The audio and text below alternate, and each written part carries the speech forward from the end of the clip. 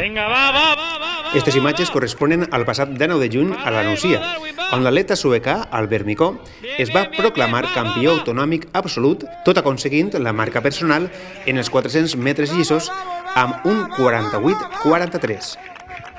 I ara torna a ser notícia per participar en el Campionat d'Espanya absolut de federacions autonòmiques a l'Hospitalet del Llobregat, defensant els colors de la Federació Valenciana en les proves dels 400 metres i el 4x4 mixte. Tot i no fer pòdium, aconseguí la seva segona millor marca als 400 metres. Des de 100% Esports et donem l'enhorabona i esperem comptar molts èxits en la teua carrera esportiva. 950 corredors realitzaven la primera cursa de muntanya de la història de la Val d'Aran en la modalitat de la Camins d'Er de 105 quilòmetres. I entre ells, el corredor de Sutrail, Rubén Ciscar Rubio, obtenint una espectacular setena posició de la classificació general i tercera posició de la seva categoria. ¡Qué bueno! ¡Enhorabuena, Rubén! ¡Eso es! ¡Dale fuerte! Un momento para bricolar para toda la vida aquí en Val d'Aran. Rubén Ciscar, séptimo clasificado de la CDH, enorme carrerón.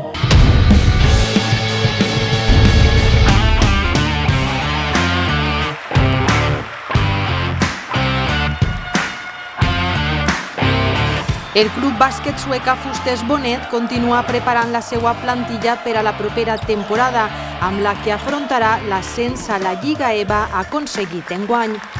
I podem dir que ja som un equip EVA, que estem preparant, ja veureu a través dels diferents reportatges, la temporada per al curs que ve, molt il·lusionant, perquè és un repte nou, mantenim la base del que és el club, de l'equip que ens ha fet campions en la primera nacional, i ara estem pendents de fitxatges, de muntar una estructura nova en una competició que ja és estatal, a nivell estatal.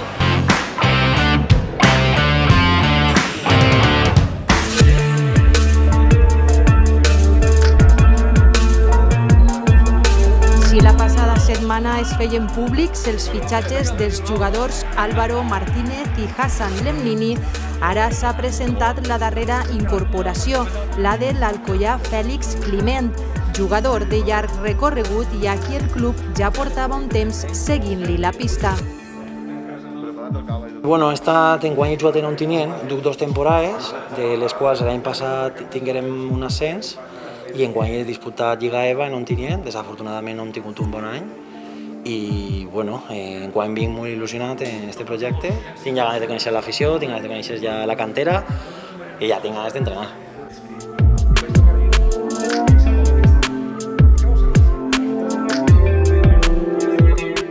Han aconseguit arribar a un acord i Fèlix ja està a Sueca i amb moltes ganes de començar, tot i que reconeix que s'haurà de treballar dur. Bueno, n'hi haurà que treballar molt, n'hi haurà que fer un sobreesforç, penso jo, perquè hi ha gent interior molt gran en altres equips, però bueno, d'alguna manera o altra ajustarem d'alguna forma en defensa o... No crec que pugui ser un problema, però penso que podem solucionar-ho. No em preocupa. Dintre del treball jo penso que sempre que tu treballes dur i tinguis un esforç continu, pots treure-ho. Aunque l'adversitat siga superior, el treball la supera. Els enfrontaments en la Lliga EVA portaran els de Sueca a jugar contra equips d'arreu de l'estat espanyol. Tot un repte.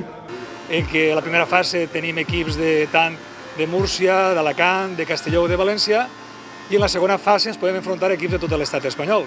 Per tant, és un repte que anima tota la societat sueca a que es puguen apuntar i ajudar-nos a construir aquest, repte que esperem que sigui per a molts anys. Per a mi és un gran repte dintre del companyerisme que va haver, perquè penso que el grup ja ens coneixem diversos jugadors. Jo he estat jugant en Vicent Santa Matilde, en Álvaro, en Hassan, en Joan Palacios, i penso que va ser una dinàmica molt bona de grup i penso que va ser un gran treball per part de tots que tenim que fer per a sumar partit a partit i anar a a machete, que dic jo, no? I bueno, tinc moltes ganes de començar.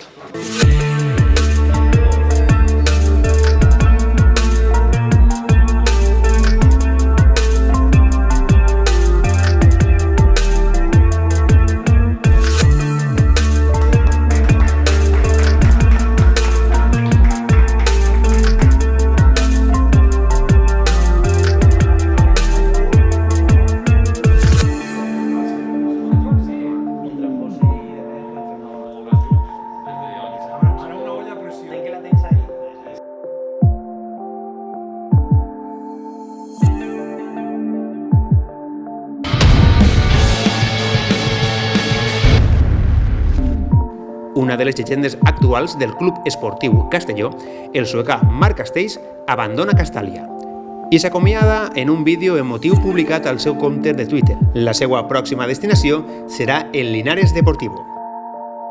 I amb este vídeo acomiadem la temporada del 100% Esports. Ens veiem en setembre. Que passeu molt bon estiu. Diuen que tota història té un principi i un final. Diuen que tota història sempre es repeteix.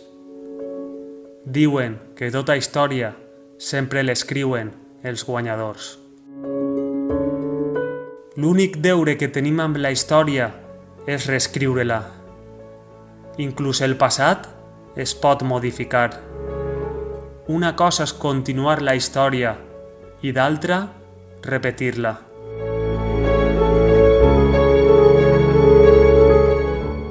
Aquesta és la meua història lligada a un sentiment.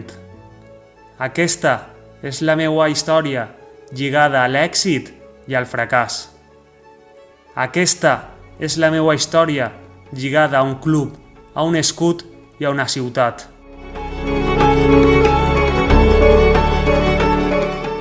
Agafats de la mà, hem caminat per una corda fluixa. Hem tropeçat i ens han donat per morts. Tenim algo en comú i al mateix temps diferent a la resta.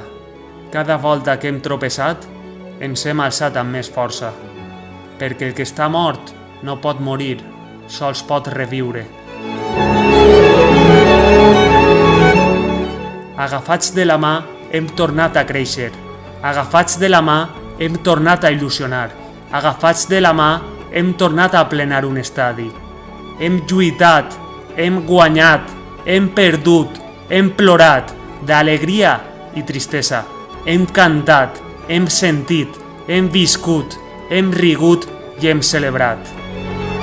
Diuen que tota història té un principi i un final. I aquest és el final d'una gran història.